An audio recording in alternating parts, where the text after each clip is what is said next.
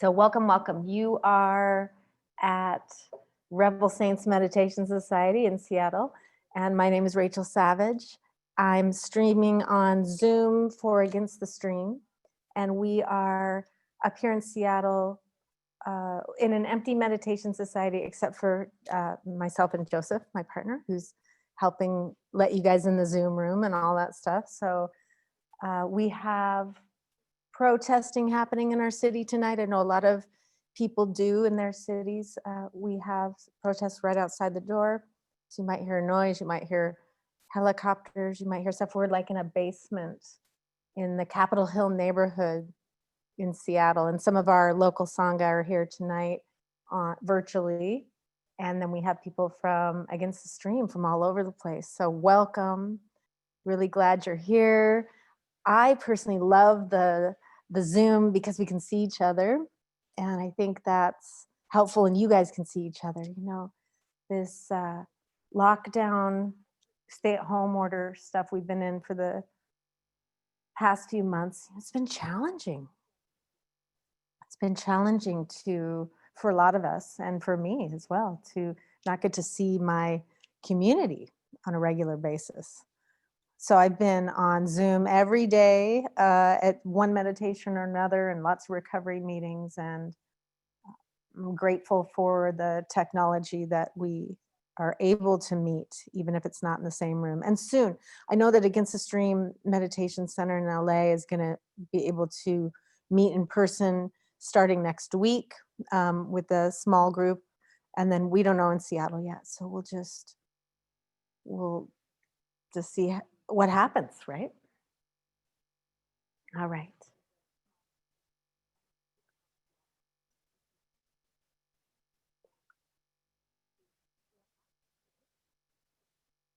So tonight I'll give a talk, and then we'll do some meditation together. So the talk tonight, on Tuesday nights, I give a mindfulness talk. And I'm sure you are aware that there's protesting happening in our cities and around the world. And I was reflecting on it today, and I believe what we're asked to do is to listen.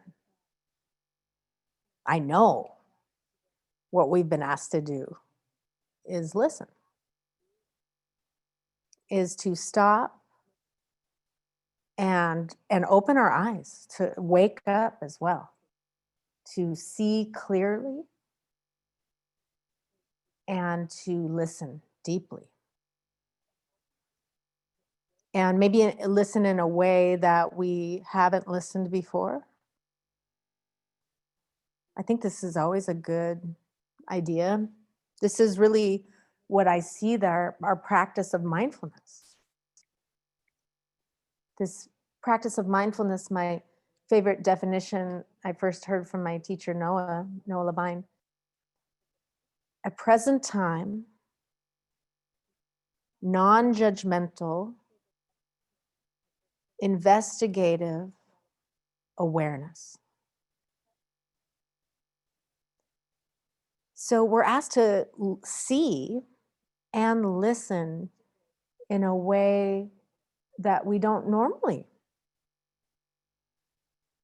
Now, through our practice of mindfulness, which is this present time, non-judgmental, investigative awareness, we start to do it more and more and more in our life. As we practice mindfulness and sitting meditation, formal sitting meditation, we also, this practice of mindfulness, we can do in all of our activities, in our whole life. Our whole life can be a meditation. And I think it becomes that as we start to see clearly and listen deeply, wisdom arises. And I think this call for us as a society, each of us individually, asked to see clearly and listen deeply to some stuff that we normally, many of us, turn away from and ignore. And collectively, as a society, we're saying, no, time to be still, open our eyes, and listen. This practice that we do of sitting still and being aware and listening is actually quite radical. If we think about the ways that we normally move in the world, just constantly moving, and if we sit still, we're often still doing some other activity, or if we lie down, we're just going to sleep. This intentional sitting still and turning toward our experience, inner experience, and here this week, this last couple weeks really, we've been asked to sit still and watch what's happening and listen.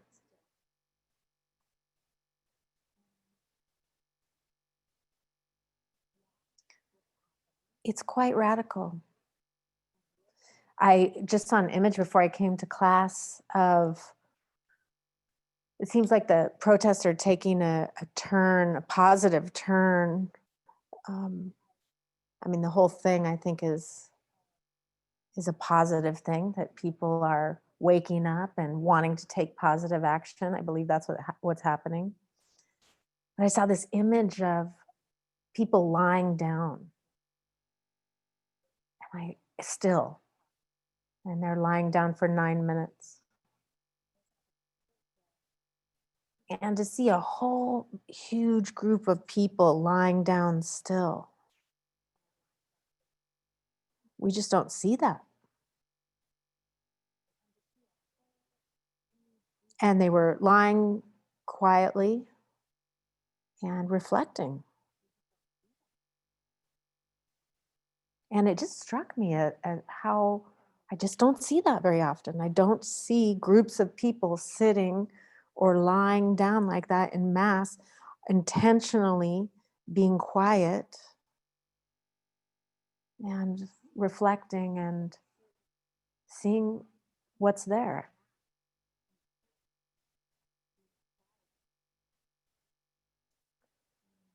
So I know that this has been a challenge for a lot of people. And, those of us who are meditators, those of us who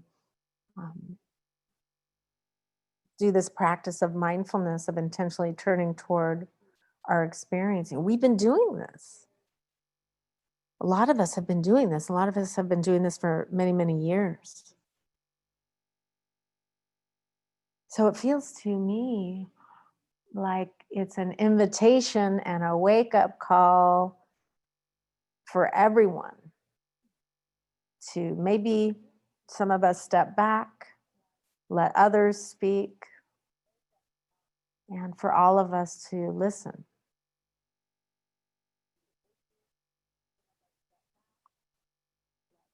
And when we do this practice of mindfulness, this present time awareness, we are asked to look at our inner experience. So we look at our inner experience and we look at the outer experience as well. So I know for many of us, we have stopped and we have been looking and listening.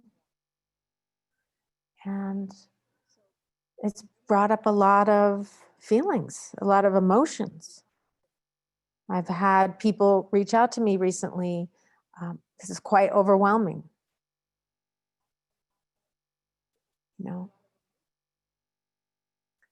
So I think our practice, and I really believe that this is the Buddha's instruction, that with mindfulness, we open our eyes, we become willing to wake up to reality. This is a practice of looking at and being with what's actually happening, reality. So here we are. And the original teaching is that we see suffering, to know suffering for ourselves and for others, mainly for ourselves, but to be willing to see it in the world for others, and to eliminate suffering, to be liberated from suffering, to be free from suffering. This is the Buddha's teaching, that we can free ourselves from suffering. Now, we cannot free ourselves from pain. So our task when we turn toward what's happening with mindfulness, and are willing to see and hear, the task in that First Noble Truth is to know suffering, to see suffering and pain, and to see the difference. What's the difference between pain and suffering? I thought for so many years in my practice that I could actually be liberated from pain. And it took me over a decade of practice to realize that wasn't true, that I couldn't avoid, that there was pain that was unavoidable, that wasn't enlightenment, that wasn't liberation, that wasn't possible. I gave it a really good go. But what we can be liberated from is suffering, and suffering about the pain that's unavoidable, and also relieving and helping others to be free from the suffering about the pain. So when we practice mindfulness, I had a teacher once say that present time awareness doesn't necessarily mean pleasant time awareness. And we know that right now. We know that there's so much pain right now when we open our eyes and when we listen.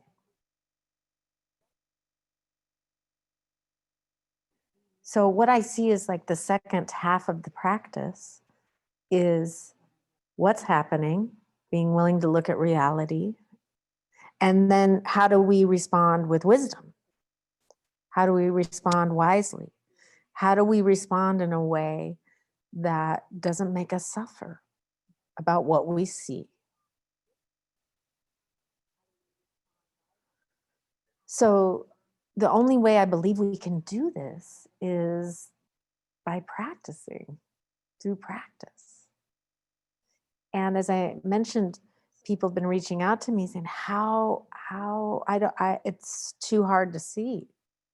How do I deal with what I'm seeing right now? How do I deal with the pain? It's so big and pervasive, and there's a lot of, different ways that people react to what's happening as well. So according to the Buddha's teachings, the wise response, the way to respond to this pain that we see and that we experience, is compassion. So they say it's like two wings of the bird: wisdom, mindfulness, what's happening, and compassion. And if we're out of balance, if the bird doesn't have those both wings, that it cannot fly. So we need a way to cultivate this mind of compassion that doesn't make us suffer, that can liberate us from the suffering.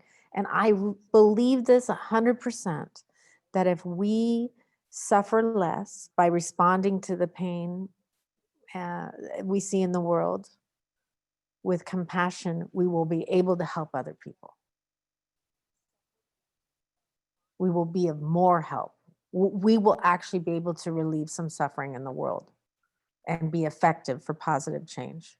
We'll be able to do what we need to do to change things, which I think is important. I think it's so important for us to realize that these practices, when we sit still and we do this deep listening and opening our eyes, this is not passive in the way that doesn't mean we're not doing anything.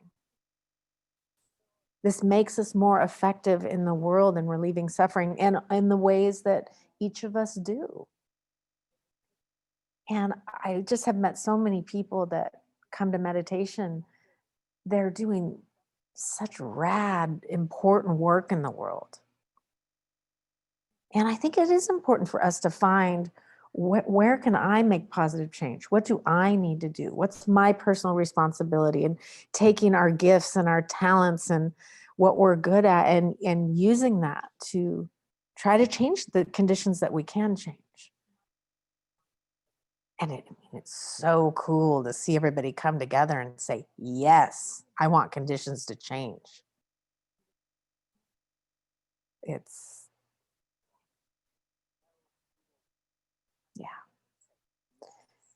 So I believe through this compassionate response that we can learn to cultivate and respond to pain with, that we can be more effective and we can really help.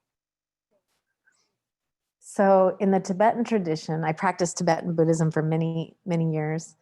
And some of you guys may have done these practices or seen some of these deities or these images of Buddha that aren't just the typical peaceful Buddha, that they look like demons. They look like, they usually have bugging eyes and fangs, and they're often standing in a ring of fire. I did my own personal practice for many, many years was Yogini, which is this goddess that's like standing in the middle of flames, total warrior, necklace of skulls, and looking quite scary. Mahakala, Yamantaka, these deities that are just powerful. They look angry. They look pissed off. They look scary. And in the teaching, they're an emanation or a manifestation. These tankas or these statues that you see of these deities, it's a teaching in a picture form, an image. And this teaching is actually of compassion. These are compassion Buddhas. These are compassion liberated beings. And they have what's called a wrathful compassion, a fierce compassion. They're standing. They're usually, I can't think of any wrathful Buddha that's actually not standing. They're standing up, they're taking action, and they look scary and they look angry. They look like they're about to kill something. And these wrathful Buddhas are an emanation or a type of compassion that's wrathful. So our compassion isn't always, doesn't always look peaceful.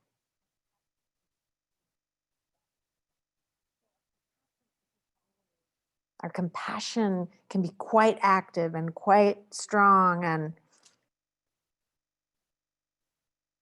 so I do believe that a lot of what's happening right now is this wrathful compassion. This, I'm going to take action. We're not taking it anymore. I'm going to protect. I'm going to do something.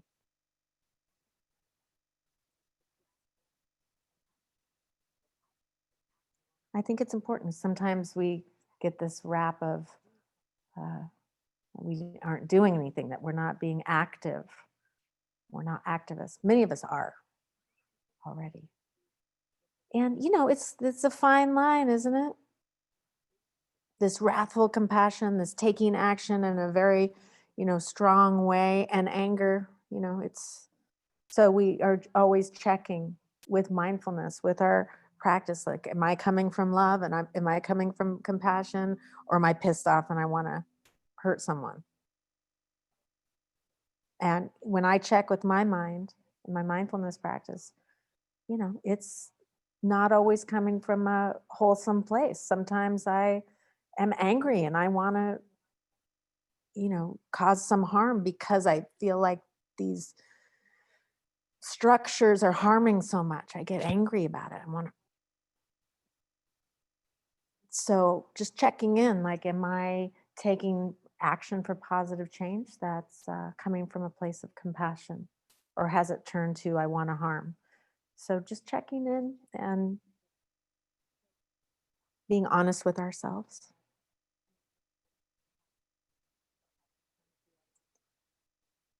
So what do we do about the pain? How do we keep going? That's the other thing. How do we sustain this fighting the good fight? It's exhausting, isn't it? What these Buddhas, these images of Buddhas, they're fighting. They're against greed, hatred, and delusion. That's what they're fighting. That's what they're ready to kill. Greed, hatred, and delusion. The causes of suffering. No more. Sometimes the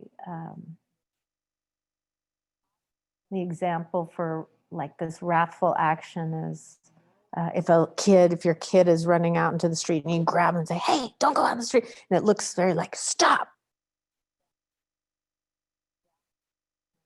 Right? It's coming from love. It's coming from protection. It's very stern. No.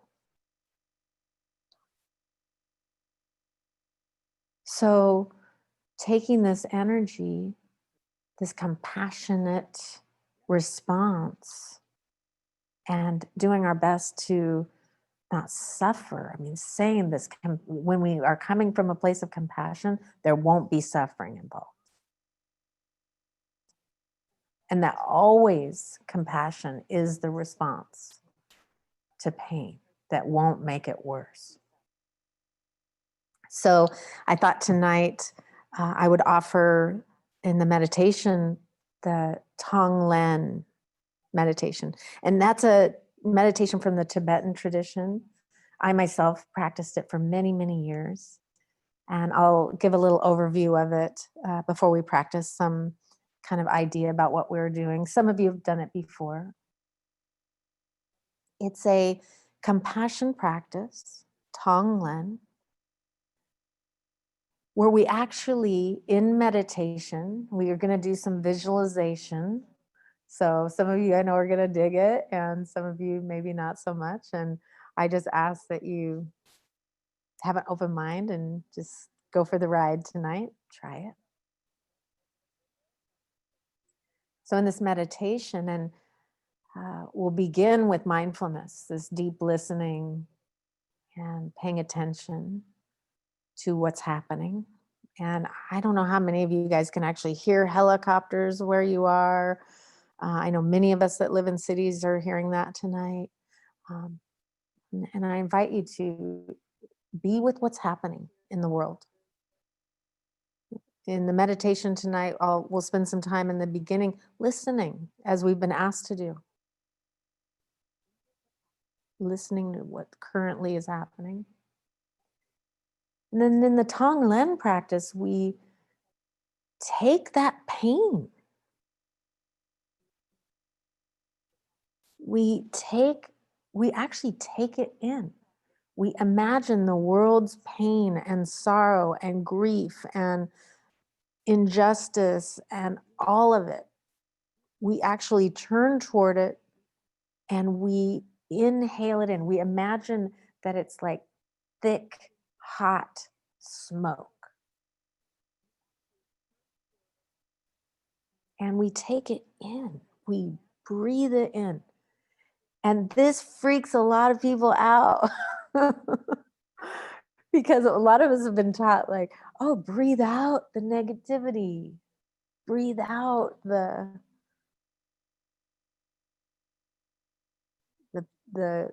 pain. Breathe out and breathe in the love and light. In this meditation, we're actually doing the opposite. We're breathing in. And what happens, right? What happens when we think about breathing in this pain, this suffering? We think, what about me? What about me? I don't want to do that. I don't want to, that's going to hurt me. That's going to harm me. I don't want to do that. I don't want to breathe it in, right? There's part of us that doesn't want to do it. What about me? Exactly. Exactly. What about me? So this practice of Tonglen, breathing in the difficulty, breathing in the pain, the suffering, just breathing in the horror. It's designed to affect our self-centered mind. It is designed to, I mean, in Tibetan Buddhism, they're like, kill the self, obliterate me, just, just burn it, get rid of it. So hard to do. But the practice here is to help us be a little less self-centered.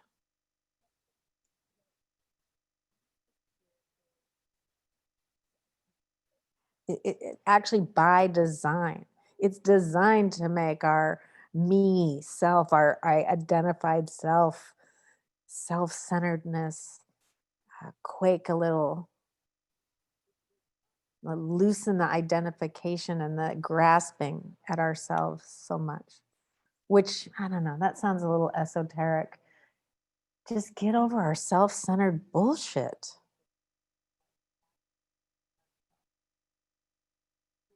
I mean, if we check, we're so self-centered. We're so concerned with ourselves. And this whole thing, we're asked to check ourselves. So I think that Tonglen, on that level, such a great practice to do. To challenge our self-centeredness, to challenge we're all we think about. So it's designed for that. So we take it in. The other benefit to it is that the First Noble Truth asks us to know suffering, to know pain, to touch pain, to feel it, to look at it, to experience it, to be with it, to know it. This Tonglen, we breathe it in, we open our eyes, we open our heart, we just go for it.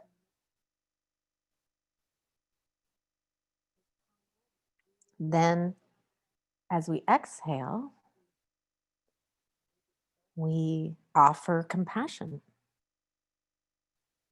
We offer comfort. We offer love. We offer help. We offer that mind of wanting to meet pain with care.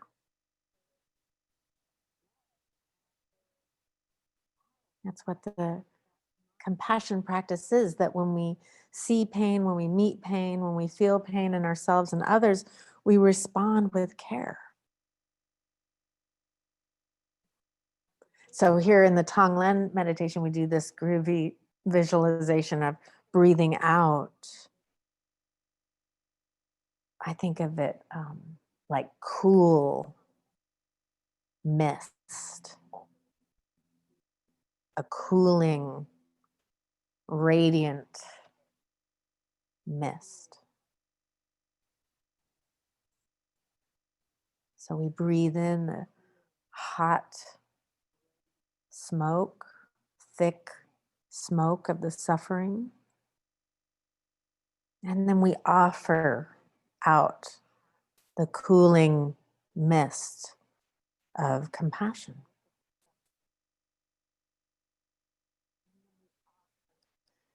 Just seemed to me such a skillful way to meditate, especially tonight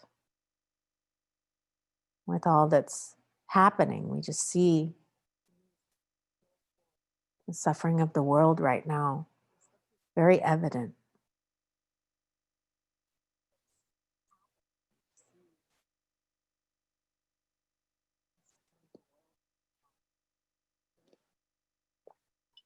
All right. So let's do this Tonglen together tonight.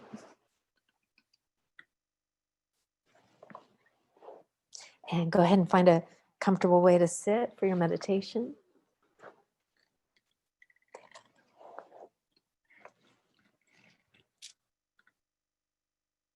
And you're welcome tonight to sit, or if you'd like to lie down, you can do that as well. Your choice.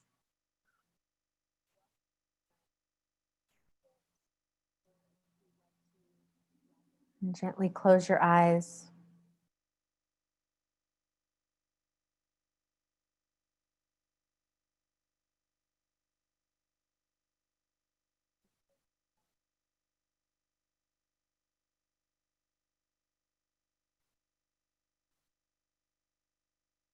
And let's begin with this mindfulness practice of listening.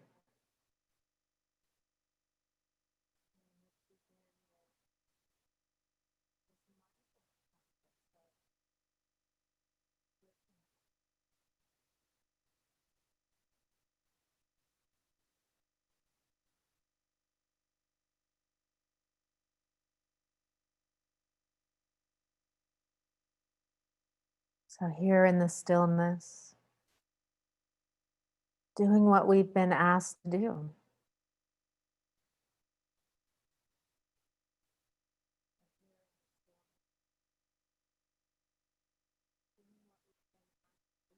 See and listen.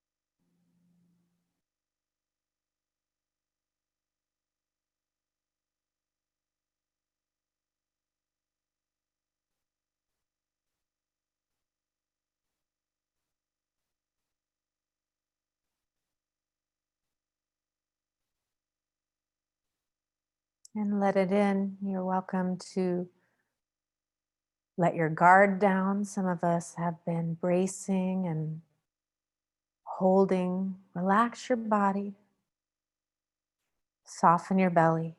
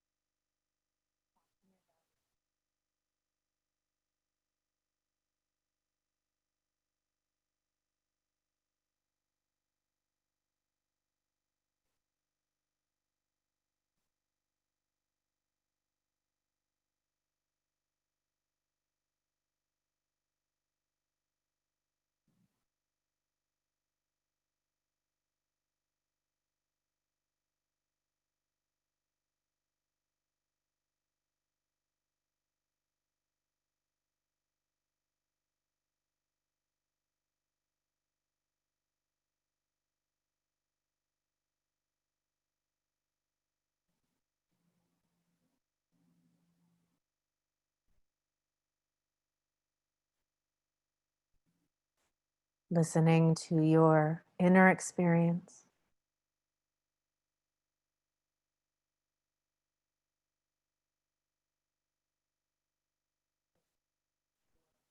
thoughts, emotions.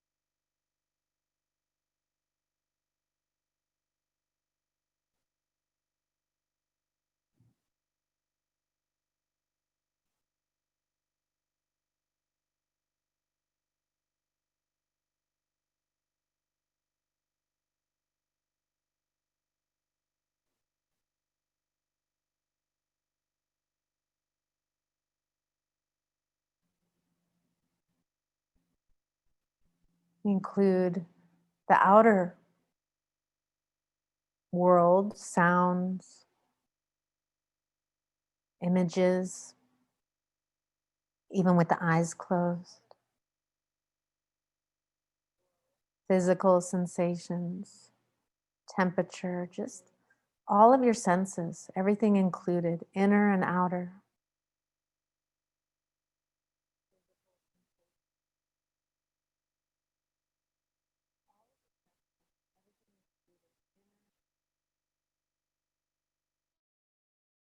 In stillness, clearly seeing and deeply listening.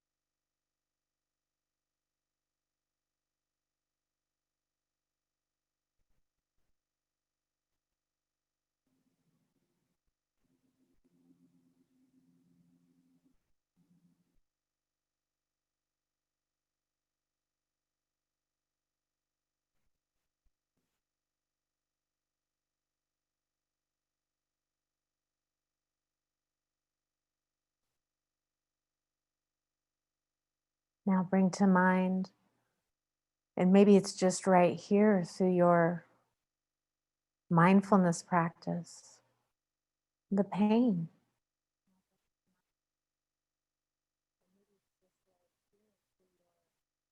The pain of what's happening in our society.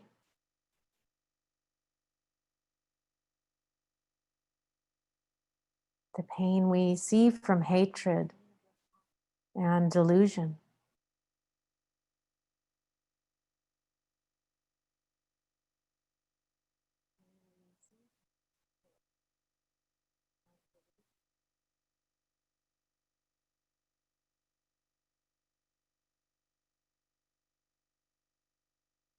And we imagine this pain and suffering as thick, hot smoke.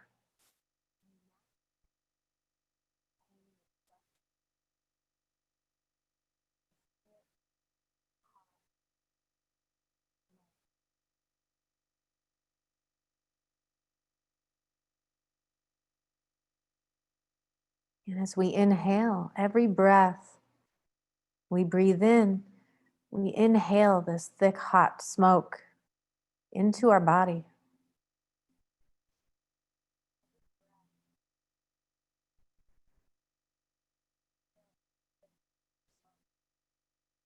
It's said that Kuan Yin, the Buddha of compassion, is the one who hears the cries of the world.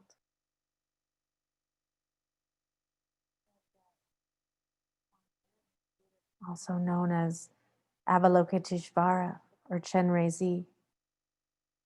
This Buddha of compassion hears the cries of the world.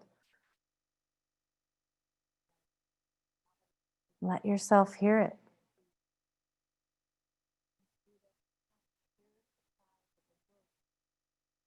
And breathe it in.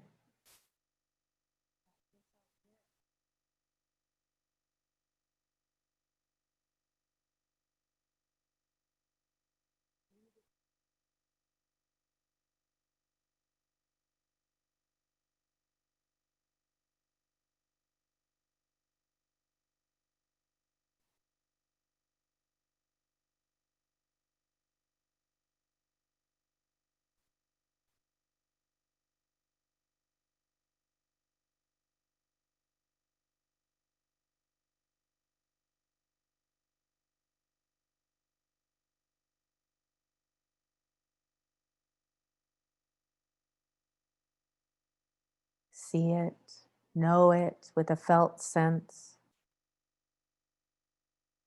Breathe it in. Thick, hot smoke.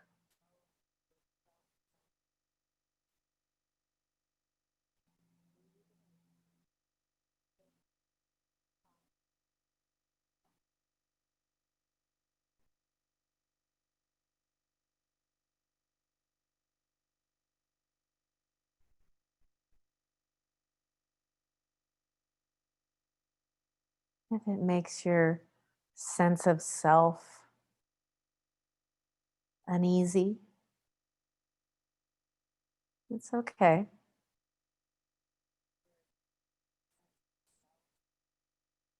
Just remembering that this meditation helps to cut some of our self-centeredness.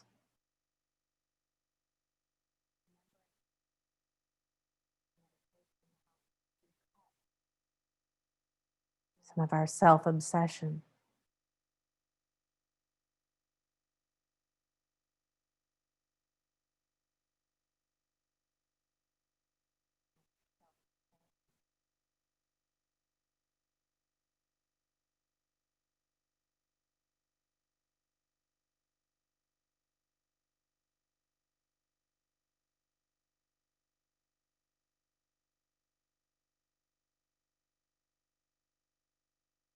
And let yourself stay with it.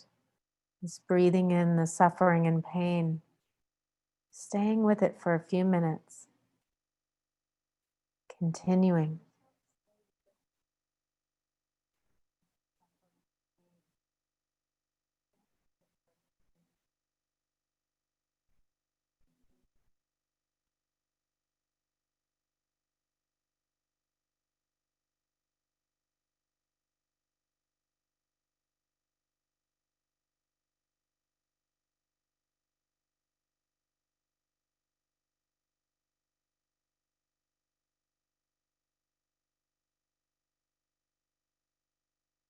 We can think of the pain that's happening right now, and also the generational pain and suffering.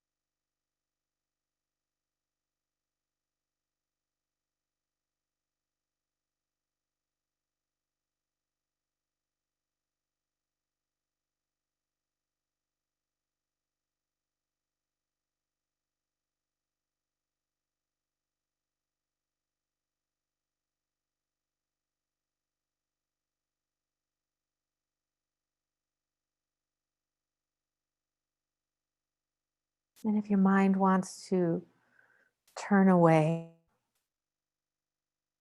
with compassion and kindness for yourself, remembering that we've been requested right now to listen.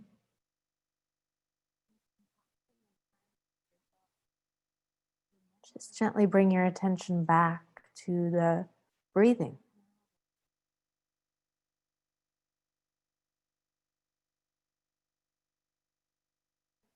to the visualization, breathing in the pain, the suffering.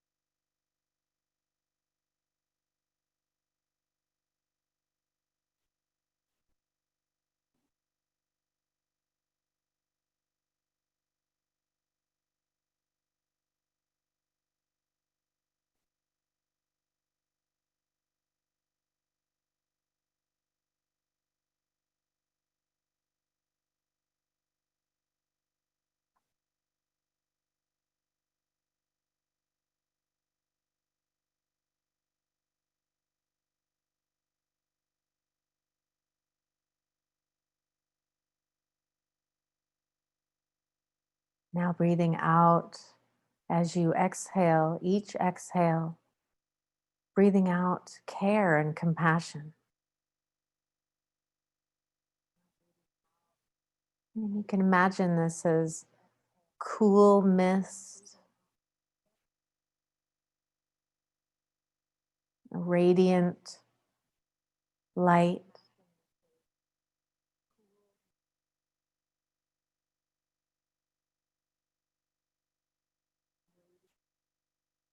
all the pain, all the suffering that's happening tonight. Just imagine it going out in all directions.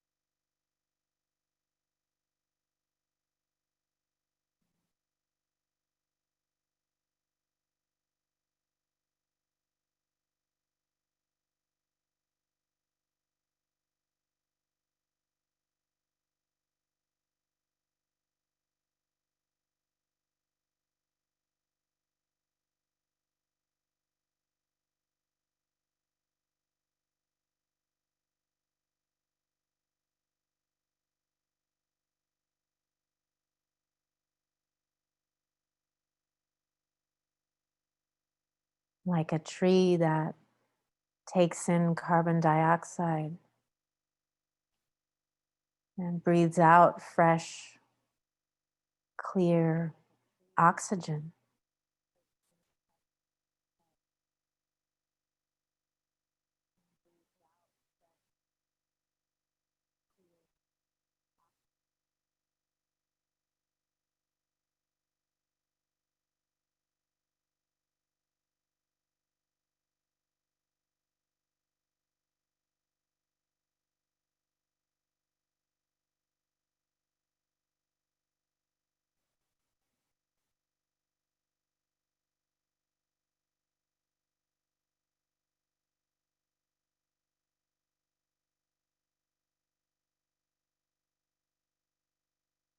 Breathing out the care and the hope for positive change.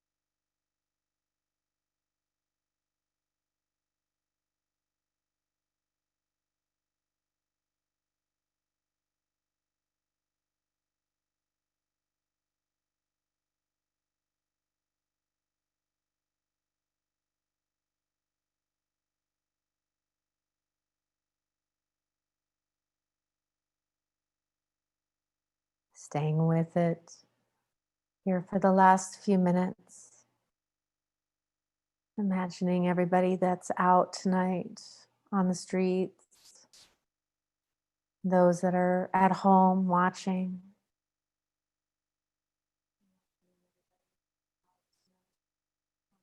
The world waking up to